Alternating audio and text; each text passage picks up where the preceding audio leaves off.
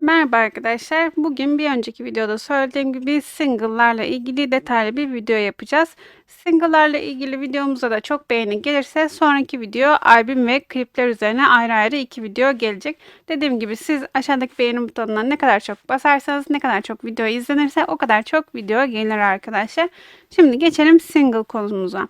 Biliyorsunuz ki bir önceki performans planı videosunda demiştim. Şarkılarımızı single'a göre yani single'ın birinci ve ikinci şarkısını repertuarımıza bir süreliğine ekliyoruz. Single'ın A yüzü olarak adlandırılan birinci şarkı hit bir şarkı olmak durumunda arkadaşlar. Hit bir şarkımızı birinci şarkı olarak seçtiğimizde ikinci şarkı ise standart bir şarkı yapabiliyoruz arkadaşlar. Burada dikkat etmemiz gereken en önemli konulardan biri şarkıların geleceği popülerliklerdi. Bu sebeple ikinci şarkıyı sadece belirli bir süre performans planında kullanıp sonradan performans planımızdan çıkaracağız arkadaşlar. İlk olarak sizlere single oluşturmakla başlayayım. Sonra bu detaylara giriş yapacağım. Şimdi buradan sanatçı sayfamıza geliyoruz. Burada yapımlar başlığı altında diskografi kısmı var. Buradan yeni bir kayıt üzerinde çalışmaya başlayın diyoruz. Buraya single'ımızın adını yazacağız. Ben böyle sıralı gitmeyi seviyorum. O yüzden şunun adını kopyalayıp 2 olarak grup adına göre isimlendiriyorum. Siz tabi buraya istediğiniz ismi koyabilirsiniz. Yaratıcılığınızı konuşturabilirsiniz. Kaydın türünü buradan single olarak seçiyoruz. Zaten 4 single bir albüm olarak düzenli şekilde devam edecek. Buradan isterseniz bir kapak görseli ekleyebiliyorsunuz. 190'a 190 boyutunda kare bir görsel ekleyebiliyorsunuz arkadaşlar. Evet, kaydı oluştur dediğimizde artık şarkı listesini düzenleme kısmı ekranı çıkıyor karşımıza. Şarkı listesini düzenle dediğimizde buraya single'a eklenecek şarkılarımızı seçeceğiz. Dediğim gibi bir hit bir de normal şarkı belirlemiştik. Hit şarkımız Sarı Gitarım'dı. Onu birinci sıraya koyuyoruz. Normal şarkımız da bu Marj Marj'dı. Ardından listeyi kaydet diyoruz arkadaşlar. Tabii siz bu iki şarkıyı öncesinde kaydetmeniz lazım. Ben kaydetmiştim. Nasıl kaydettiğimi de göstereceğim sizlere. Şimdi repertuarımızdaki gördüğünüz gibi böyle şarkılarımız var. Bunların bazıları kendi şarkımız, bazıları da repertuara sonradan eklediğimiz cover şarkılar. Provalarını geçen de fulllemiştik. Provaları full olmalı arkadaşlar. Şarkı kaydı yapmadan önce önemli konulardan biri provalarının tam olması. Ardından yer ayırtma yardımcısına geliyoruz ve kayıt seansı ayarla diyoruz. Buradan hangi şarkıyı kaydetmek istediğimizi seçiyoruz ve şehir ve tarih saat belirliyoruz. Bunu belirlerken siz gelecek konserlerinize bakmalısınız. Televizyon programınız var mı ona bakmalısınız. Mesela televizyon programı daveti gelmiş. Bunları inceleyip kabul etmek lazım. Şimdi videomuzun konusu olmadığı için onlara hiç değinmeyeceğim. Buradan gelecek programımıza baktığımızda bizim için en uygun saati ve günü belirliyoruz. Mesela 16'da konser olduğuna göre şarkı kaydını ya 12'de yapmak lazım ya da 20.00'da yapmak lazım. Bunun gibi konulara dikkat etmek gerekiyor. Ben her zaman 12'de yapmayı tercih ederim. Çünkü 20.00'a ayarlarsanız arkadaşlar bir sonraki şehir olan Tallinn'e tur aracı kalkışı gerçekleşebilir. Tur aracı giderse siz kayıt stüdyosunda kayda başladıysanız araçla gidemezsiniz. Bu durumda sizin fark etmeden konser kaçırmanıza neden olabilir. O yüzden her zaman konser öncesine ben bu kayıt seanslarını ayarlamayı tercih ediyorum. Ama siz tabii çok iyi takip yaparım, ben hemen VIP jet ayarlarım, konser kaçırmam diyorsanız sonrası için de ayarlama yapabilirsiniz. O sıkıntı değil. Evet, burada yer ayırtma yardımcısından şarkımıza kayıt seansı ayarladıktan sonra arkadaşlar o şarkıya bir de yapımcı davet ediyoruz. Yapımcı davet etmemizin sebebi de şu. Normalde şimdi biz şarkılarımıza bakalım. Nasıl bir yapım olmuş. Hatta karakter günlüğümden bakayım.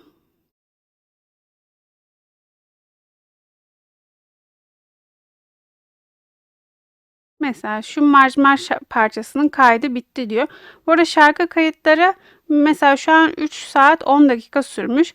3 ile 3,5 saat arası sürüyor genelde ama siz hep böyle temkinli olmak için 4 saat mesafe koyun programınızla arasına. Gördüğünüz gibi şarkı derecesi 4,5 olmuş. Bunu yapabiliyorsanız 5 yıldız yapmak en iyisi arkadaşlar tabii ki. Yani burasına en az mükemmele mükemmel olsun istiyoruz biz normal şartlarda.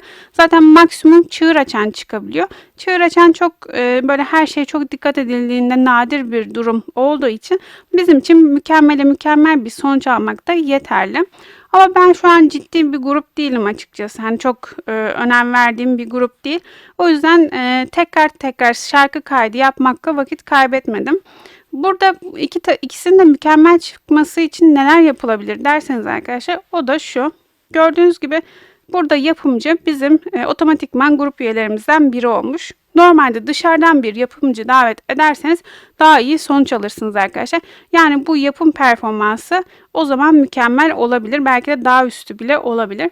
O yüzden her zaman dışarıdan bir yapımcı çağırmanız, eğer imkanınız elverişliyse dışarıdan bir yapımcı çağırmanız iyi olacaktır.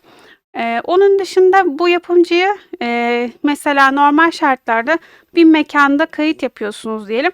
O mekandaki yeteneği en yüksek kişi, müzik türü yeteneği, müzik yeteneğinin kendisi ve kayıt yeteneği en yüksek olan kişi otomatik olarak yapımcı oluyor. Sistem bunu otomatik olarak yapımcı belirliyor. Mesela bizde de en bu konuda yetenekli kişi Eray olduğu için onu belirlemiş otomatik olarak. Ama mekanda bizim grup dışında biri olabilirdi. O zaman otomatik olarak bizim grup dışında biri de yapımcı olmuş olabilirdi. Ama bu kendi grup üyemize göre bir tık iyi olsa da aslında sizin baştan bir yapımcıyı davet et seçeneğiyle davet edip o karşı tarafta bu daveti kabul ederse en yüksek verimi o şekilde alırsınız arkadaşlar. Bunun için de nasıl bir şey yapabilirsiniz? Aynı tur planını izlediğiniz bir arkadaşınız olabilir, bir aile bireyiniz olabilir. Yani iki farklı grup varsa ve iki farklı grupta da yapımcılık yeteneği olan kişiler varsa o size kayıt, kendi şarkı kaydında sizi davet edebilir. Siz kendi şarkı kaydınıza onu davet edebilirsiniz. Böylece karşılıklı olarak birbirinize yardımcı olabilirsiniz. Yani aynı tur planını izleyen kişiler bu şekilde anlaşarak birbirlerine yardımcı olabilirler. Evet, yapımcı konusuna değindim arkadaşlar. Peki şarkının kalitesini, yani şarkı kaydının kalitesini etkileyen bir diğer konuda nedir derseniz, o da kayıt stüdyosunun kalitesi. Zaten kaliteye göre sıralanıyor. Her zaman en üsttekini seçmek lazım.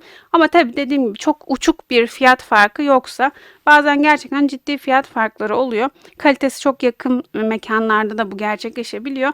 O yüzden kalitesi yakın bir mekanda uçuk bir fiyat farkı varsa kayıt stüdyosundan para almayanı tercih edebilirsiniz. Evet, kayıt stüdyosu dedik, yapımcı dedik. Peki başka ne etkiliyor şarkı kalitesini? Tabii ki de grup üyelerinin yetenekleri etkiliyor arkadaşlar. Yeteneklerinden kastım hangi yetenekleri etkiliyor? Müzik türü yeteneği etkiliyor. Mesela biz modern rock grubuyuz. Modern rock 5 yıldız olmalı. Bu etkileyen konulardan biri. Onun dışında bu beden sağlıktaki müzik yeteneği etkiliyor. Mükemmel olmalı. Onun dışında kişinin ruh hali etkiliyor. Ruh halim benim mesela şu an 80'lerde. Eğer 95 ve üzeri bir ruh haliyle girseydim daha güzel bir sonuç elde edebilirdim gibi gibi. Yapımcı ruh hali, sanatçı ruh hali, müzik yeteneği, müzik türü yeteneği, stüdyo kalitesi ve yapımcının yapımcılık yeteneği. Tabii ki de dışarıdan davetli bir yapımcı çağırmak. Evet, bu şekilde en iyi şarkı kaydı için olması gereken bütün şeyleri sizlere sıraladım arkadaşlar. Peki şimdi istediğimiz kalitede şarkı kaydını yaptık diyelim. Mükemmel ya da çığır açan bir kalitede şarkı kaydı yapıp 5 yıldız oluşturduk. Ardından ne yapıyoruz? Biraz önce gösterdiğim kısımda, diskografi kısmında bu şarkılarımızı ekliyoruz. Birinci sıraya hit şarkımızı, ikinci sıraya da diğer şarkımızı koyuyoruz. Peki bu şarkıların single satışını en iyi şekilde yansıtabilmesi için nelere dikkat edilmesi gerekir? Evet, iyi bir kayıt olması gerekir ama iyi bir kayıt olmasının yanı sıra esas en önemli konulardan biri de bu şarkıların popülerliği arkadaşlar. Şarkıların popülerliği satışı etkileyen en önemli konulardan biri. Hit şarkımızın popülerliğini biz en az 35 olmasını istiyoruz. 35, 40, 45 o civarlarda olabilir. İkinci şarkımızın ise 14 ile 17 aralığında olmasını istiyoruz arkadaşlar. Bu sebeple de ikinci şarkımızı performans planından çıkartıyoruz. 15-16 seviyelerini gördüğünde ikinci şarkıyı artık daha fazla konserlerde kullanmıyoruz arkadaşlar. Birinci şarkıyı ise mümkün olduğunca yükseltmeye çalışıyoruz. Evet, birinci şarkımız yani hit şarkımızın en az 35-40 popülerlikte olmasını istediğimiz için performans planına yaklaşık bir 14 gün önceden eklememiz gerekiyor. 14 gün önce eklediğinizde bu civarlarda bir popülerliğe ulaşmış oluyor siz single'ı yayınladığınızda. Tabii single'ı yayınlama şeklinizde kayıt kutlama partili mi partisiz mi, bu da şu popülerlikleri etkileyen bir durum. Eğer kayıt kutlama partisi yapacaksanız bunun da bir miktar şöhretleri arttıracağını ve ona göre bir noktada durdurmanız gerektiğini unutmayın. Yani eğer kayıt kutlama partisi yapacaksanız ikinci şarkının popülerliğinin 15-16'ya gelmesini beklemeyin. 14'te bırakın arkadaşlar. Zaten kayıt kutlama partisiyle %2, %3 artış görülebilir. Şimdi onu da göstereyim size kayıt kutlama partisi nasıl oluyor diye. Şimdi şarkılarımızı eklemiştik, kaydet dedik listeyi. Sonra diskografiye geliyoruz tekrar. Buradan yayınlanması için teslim et seçeneğine tıklıyoruz arkadaşlar. Buna teslim et seçeneğine bastığımızda bu single kaydımızı kayıt stüdyosuna göndermiş oluyoruz. Evet, kayıt stüdyosuna gönderdik. Kayıt stüdyosu nedir derseniz şurada kayıt kontratını yaptığınız stüdyo arkadaşlar. Bizim kayıt stüdyomuz var biliyorsunuz ki Infinitive Love Record diye. Bu eşim ve benim zamanında ben bir süre ilgilendim. Zamanında eşim ilgilendi ve şu an aktif olarak yine eşimin ilgilendiği bir stüdyo. Zaten düzenli olarak kayıt kutlama partisi olsun, single olsun, albüm olsun bunların zamanlarını hatırlatıyoruz. Normal şartlarda eskiden bu kayıt kutlama partisi olayı yoktu. Sadece stüdyo yayınlayabiliyordu single'lar olsun, klipleri olsun. Artık kişi kendine de kayıt kutlama partisi ayarlayarak single'ını istediği tarihte yayınlayabiliyor. Tabii ki doğru tarihte yayınlamak çok önemli. 28 günde bir yayınlamak, düzenli 4 haftada bir yayınlamak önemli arkadaşlar. Şimdi kayıt kutlama partileri diyelim. Burada gönderdiğimiz kayıt için kayıt kutlama partisi hazırlama imkanı tanıyor bize. Başla dediğimizde karşımıza çeşitli seçenekler çıkartıyor. En erken 3 gün sonraya ayarlayabiliyorsunuz arkadaşlar. Şu an 15 Ocak olduğu için en erken 18 Ocak tarihini gösteriyor. Ama tabii ki bizim yayın tarihimiz 18 Ocak değil. Bizim yayın tarihimiz 21 Ocak. O yüzden 21 Ocak olarak ayarlıyoruz.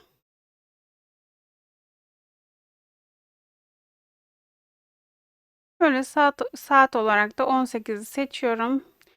O gün hangi şehirde konserimiz varmış hemen bakalım. Bükreş'te konserimiz varmış. Bükreş'e 18.00'a ayarlıyorum. Burada kayıt kutlama partisine bir isim verebilirsiniz. Ben yine teminki ismi kullanacağım.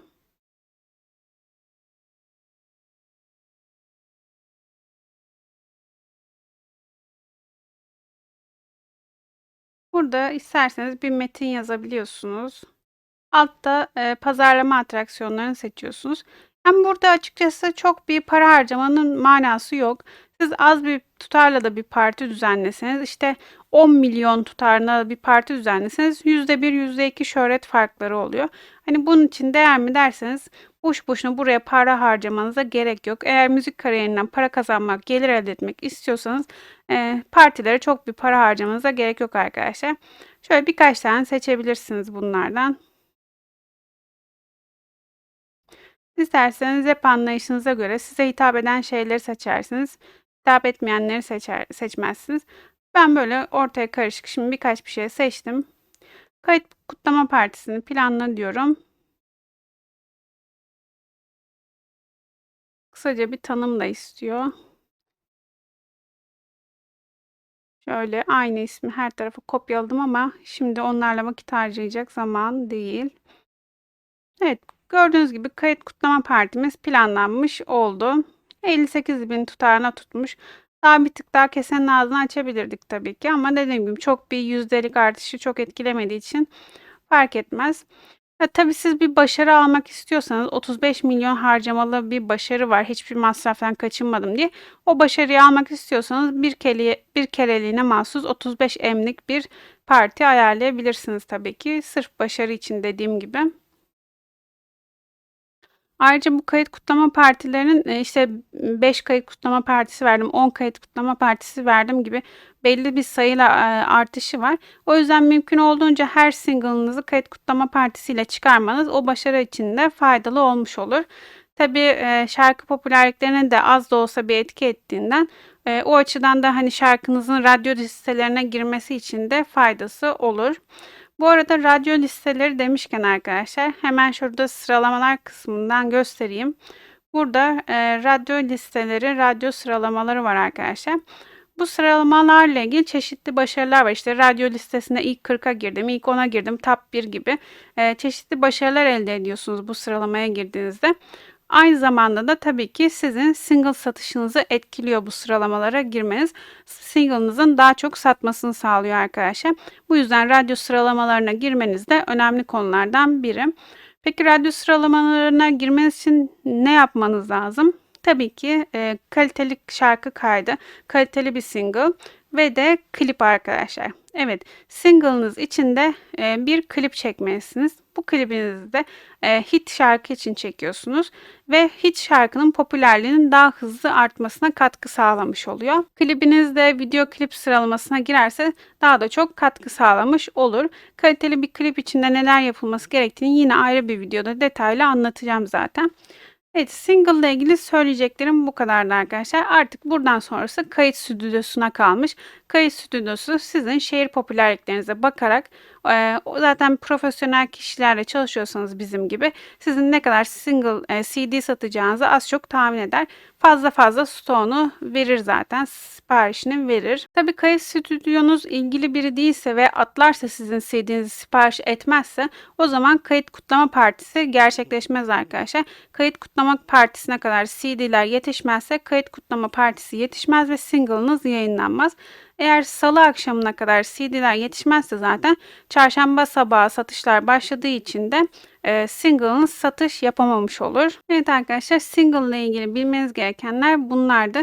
Aklınıza hala takılan sorular varsa lütfen yorumlarda yazmaktan çekinmeyin. Detaylı bir şekilde cevaplandırırım. Evet, videomuzun sonuna geldik. Gelecek videolarda klip ve albümle ilgili detaylı videolar gelmesini istiyorsanız beğenmeyi ve yorum yapmayı unutmayın arkadaşlar. Görüşmek üzere.